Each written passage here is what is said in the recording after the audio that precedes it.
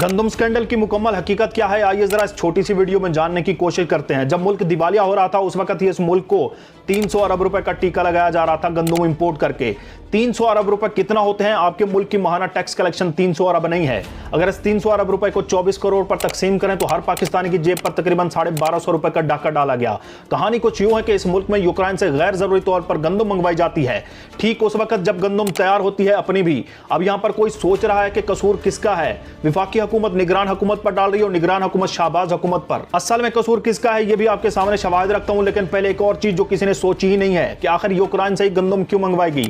अब आप कहेंगे कि ये भी कोई सवाल है। हाँ जी, क्योंकि दुनिया में यूक्रेन से भी बड़े बड़े गंदम के एक्सपोर्टर्स मौजूद हैं, फिर यूक्रेन ही क्यों? यूक्रेन की टोटल पॉपुलेशन 38 मिलियन है। जब रूस यूक्रेन वॉर शुरू हुई तो यूक्रेन की आबादी के तकरीबन 1/3 लोग दूसरे मुल्कों में माइग्रेट कर गए, जो कि बहुत बड़ा आबादी का हिस्सा है। यूक्रेन में साल 2022 में रिकॉर्ड गंदम पैदा हुई, लेकिन जंग की वजह से वो किसी मुल्क को यह गंदम उतनी मिकदार में ना बेच सका जितना वो पहले बेचता था। दूसरा, यूक्रेन की अपनी 1/3 से ज्यादा आबादी मुल्क छोड़कर जा चुकी थी, लिहाजा उसकी अपनी गंदम की खपत भी कम हो गई थी। यूं 2022 की पैदाशुदा गंदम यूक्रेन के गोदामों में गलने सड़ने लगी थी। अब वापस आते हैं कि असल में कसूर किसका है, किसने इस मुल्क को 300 अरब रुपए का टीका लगाया। उस वक्त के वजीर खजाना इसहाक डार ने 23 जुलाई 2023 को ACC की एक मीटिंग बुलाई और उसमें यूक्रेन से गंदम इंपोर्ट करने की इजाजत दी और कितनी इंपोर्ट करनी है इस हद का तयन भी नहीं किया गया।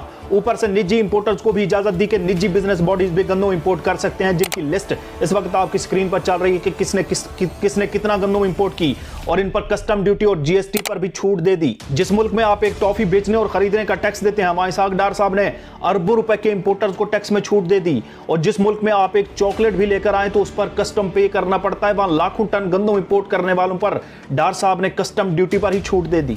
अब मैं आपको बता चुका हूं कि यूक्रेन की 2022 वाली गंदम गोदामों में गलने सड़ने लगी थी, जिसे यूक्रेन ने पाकिस्तान को एक्सपोर्ट कर दिया। आपने कई जगह से शिकायत सुनी होंगी कि आटा ठीक नहीं था, आटे से बदबू आती है, आटा जम जाता है सीमेंट की तरह, हशरात वगैरह निकल रहे हैं, जिसकी एक सबूत मैं आपकी स्क्रीन पर लगा रहा हूं। हमारे एक फॉलोअर ने नाम ना जाहिर करने की शर्त पर हमें कुछ तस्वीरें भेजी हैं जिनमें ये यूटिलिटी स्टोर्स का आटा है, वजारत सनअत व पैदावार का दिया गया आटा है, जिसमें से कीड़े निकले हैं और आटे से बेहद गंदी बदबू है। शायद इसीलिए GDA की रहनुमा सारा बानो ने कहा कि जो गंदम पूरी दुनिया खरीदने को तैयार नहीं थी, नाअहल हुकूमत ने खरीद कर आवाम को बेच दी। यूक्रेन से इसीलिए गली सड़ी खराब गंदम मंगवाएगी कि वो सस्ती बेच रहा था। जो यूक्रेन से पाकिस्तान सिर्फ 2900 रुपए फी मन पहुंची, जिसे बाद में आवाम को 4500 रुपए फी मन में बेचा गया। हर एक मन के पीछे 1600 रुपए का नाजायज मुनाफा कमाया गया। अब यहां गंदम इंपोर्ट करने की इजाजत दी है इसहाक डार ने, टैक्स और कस्टम की छूट दी है इसहाक डार ने, और ये नून लीग डाल रही है निगरान हुकूमत के ऊपर। इसलिए रात ही नून लीग के हनीफ अब्बासी और साबिक निगरान वजीर आजम काकड़ के दरमियान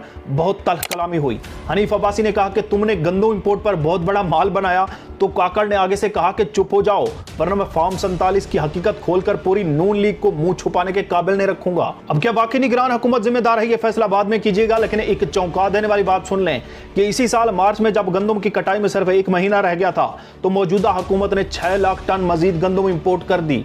और इससे भी मजीद चौंका देने वाली बात यह है कि इस वक्त जब इस मुल्क के गंदम बेमोल होकर धक्के खा रही है तो मुबैना तौर पर 2 मजीद जहाज इस वक्त भी कराची बंदरगाह पर गंदम की शिपिंग उतारने के लिए खड़े हुए हैं, जिससे अब किसान की गंदम रोल गई। किसान हर जगह रो रहा है, लेकिन माल बनाने वाले अरबों रुपए लूट कर जा चुके और किसी के खिलाफ कोई एक्शन नहीं लिया गया। इससे कौमी खजाने को तो 300 अरब रुपए का नुकसान पहुंचा ही पहुंचा, साथ में पाकिस्तान के मजमूई किसानों को भी खरबों रुपए का नुकसान पहुंचा है, जो दरअसल डायरेक्टली पाकिस्तान का ही नुकसान तस्वर किया जाए। इस पर बहुत से मजीद पॉइंट्स और तफसीलात मेरे पास थी। मैं चाह रहा था कि एक पूरा व्लॉग यूट्यूब पर करूं, लेकिन यूट्यूब पर एक तो मेरी व्यूवरशिप इतनी नहीं है और ना इतना वक्त होता है, लिहाजा टिकटॉक और फेसबुक के प्लेटफॉर्म पर कुछ हल्की सी कोशिश करके चंद फैक्ट्स आप लोगों के सामने रखे, ताकि आप जान सके कि इस गरीब आवाम को किन किन तरीकों से लूटा और नुकसान पहुंचाया जा रहा है और अपनी नस्लों को संवारा जा रहा है।